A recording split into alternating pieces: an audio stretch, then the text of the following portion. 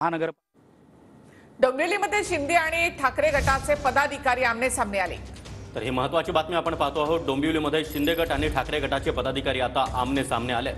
EVM machine बंद पडल्यामुळे मतदान केंद्रावर गोंधळ निर्माण झाला। मंजुनाथ विद्यालयामधील एक ईव्हीएम मशीन या ठिकाणी बंद पडले आणि पाऊण तासापासून मतदार रांगेत उभे आहेत। याच पार्श्वभूमीवर आता दोन्ही गटाचे कार्यकर्ते आमने सामने आले। तर डोंबिवलीमध्ये शिंदे आणि ठाकरे गटाचे पदाधिकारी आमने सामने। ईव्हीएम मशीन बंद पडल्यामुळे मतदान केंद्रावर काहीसा गोंधळ निर्माण झालाय।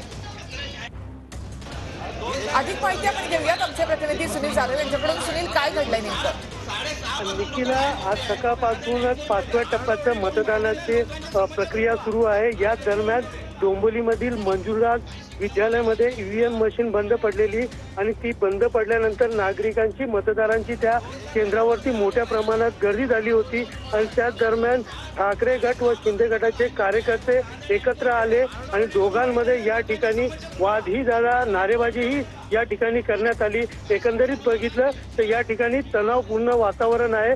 सध्या जे आहेत या ठिकाणी पोलीस यंत्रणा समोर आलेली आहेत आणि त्याचबरोबर प्रशासन जे आहे ते ईव्हीएम मशीन जी आहे ती बदली करण्याची प्रक्रिया सुरू केली आहे। निखिला, नक्कीच डोंबिवलीमध्ये शिंदे आणि ठाकरे गटाचे पदाधिकारी आमने सामने आले। कैसा गोंधळ निर्माण झाला? ईव्हीएम मशीन बंद पडल्यामुळे हा गोंधळ निर्माण झाला होता।